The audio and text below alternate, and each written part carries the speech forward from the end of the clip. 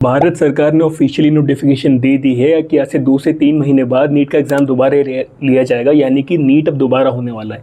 अब ये तब हुआ है जब अभी से 2 दिन पहले यानी 48 आवर्स अगो एग्जैक्टली ये पता चला कि नीट का पेपर जो था वो लीक हो गया था। अब नीट का पेपर कैसे लीक हुआ, इसमें ये कंफर्मेशन आ चुकी है कि जो खुद ऑफिशियल्स थे जो एनटीए के साथ काम कर रहे थे उन्होंने पेपर को लीक किया। पेपर को बड़ी बड़ी लिटरली लॉकर्स में लेके जाया गया था जहाँ पे एनआईटी के इंजीनियर्स ने उस लॉकर को अनलॉक किया और 50 से 60 लाख रुपए में पेपर्स को नीट के एस्पिरेंट्स को बेच दिया गया। अब यहीं से ही पेपर्स और भी जगह लीक हो गए। नाउ द थिंग इज़ कि भारत सरकार जब एक छोटा सा डॉक्यूमेंट प्रिवेंट नहीं कर पा रही, देन लेट अलोन कि बच्चों का फ्यूचर कैसे प्रिवेंट करेगी। ठीक है, री नीट के बाद ऐसे मल्टीपल केसेस आएंगे जहाँ पे बहुत से बच्चों ने सुसाइड कर लिया बिकॉज वो नीट दोबारा नहीं देना चाहते थे, वो प्रेशर दोबारा हैंडल नहीं कर पा रहे थे। And this is going to be a scenario for the next 2 months.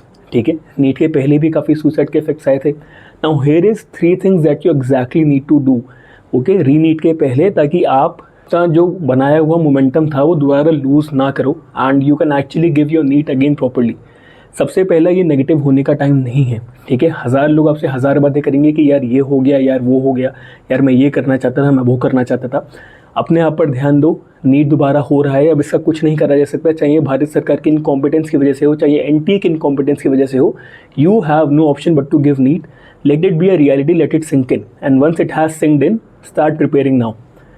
दूसरी चीज़, जैसे पढ़ाई कर रहे थे वैसे दोबारा पढ़ाई करने से सिलेक्शन नहीं होगा।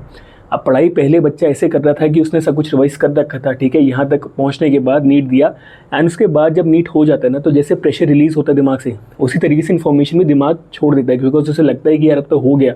ठीक है, इसलिए आप बहुत सारी चीज़ें नोटिस करोगे जब आप पढ़ने बैठोगे कि आपको काफ़ी सारी चीज़ें आती थी, but the moment you set back to study you will realize कि you forgot a lot of दोस।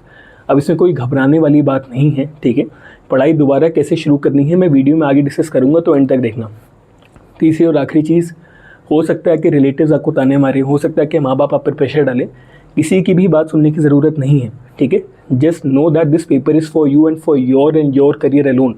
4 लोग 4 बातें क्या कहते हैं does not matter, what matters is कि आपका सिलेक्शन हो और आपको एक अच्छा करियर मिले। ठीक है, माँ बाप 4 बातें बोलेंगे, घर वाले सर पे बैठेंगे, दोस्त भी मजाक उड़ाएंगे, हो सकता है दोस्त ताने मारे जो आपके नॉन मेडिकल दोस्त हैं। ठीक है, because they don't understand the pressure, और काफ़ी लोग सपोर्टिव भी होंगे। None of it matters, what matters is कि आप अपने करियर पे फोकस करो, आने वाले री नीट पे फोकस करो। अब पढ़ाई कैसे करनी है, तो सबसे पहले जिसने कुछ गलतियां पहले करी थी वो गलतियां सुधार लो। काफ़ी सारे बच्चे फिजिक्स और केमिस्ट्री को ज़्यादा प्रायोरिटी देते आए थे, ये गलती दोबारा मत करना। इस बार जब करोगे तो state of biology should be your priority.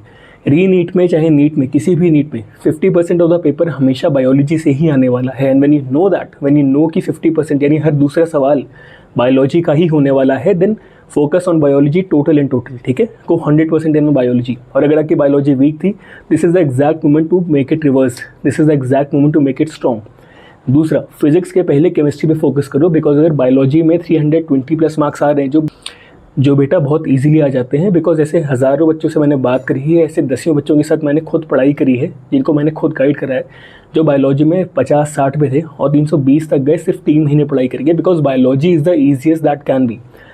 Biology पे फोकस करो। ठीक है, अगर बायोलॉजी हो गई तो केमिस्ट्री में जाओ। केमिस्ट्री में जो सबसे इजी पार्ट है यानी कि इनऑर्गेनिक केमिस्ट्री, जो बेसिकली रटने वाला है कि लिथियम की फ्लेम कैसी है, मैग्नीशियम की फ्लेम कैसी है, focus on inorganic chemistry because 2 reasons. पहला, बहुत आसान है रटने के लिए, दूसरा, बहुत जल्दी दिमाग से इवेपोरेट हो जाता है। ठीक है, उसके बाद go for organic chemistry, because organic chemistry में नेम्ड रिएक्शंस और थोड़े बहुत मैकेनिज्म्स ऑफ एक्शंस जो हमेशा पूछे जाते हैं, they always give you a boosted score. उसके बाद आपका फिजिकल केमिस्ट्री और फिजिक्स आता है जो ऑलमोस्ट एक जैसे हैं, बिकॉज फिजिकल केमिस्ट्री के काफ़ी सारे एस्पेक्ट्स जैसे कि गैस थ्योरी हो गया, केटीजी हो गया, ये सब फिजिक्स में भी पढ़ाए जाते हैं। तो अगर आपकी फिजिकल केमिस्ट्री स्ट्रॉन्ग है, it will help you in physics. अगर आपकी फिजिक्स स्ट्रॉन्ग है, आपकी मैथ स्ट्रॉन्ग है, it will help you in physical chemistry. तो ये हमेशा याद रखना, this should be the way you study. अब कौन से टॉपिक्स कैसे इंपॉर्टेंट रहने वाले हैं, इसमें मैं अलग से एक वीडियो बनाऊंगा। बट बेटा एक बात याद रखना कि जो गलतियाँ तुम कर चुके हो वो गलतियाँ दोबारा नहीं होनी चाहिए।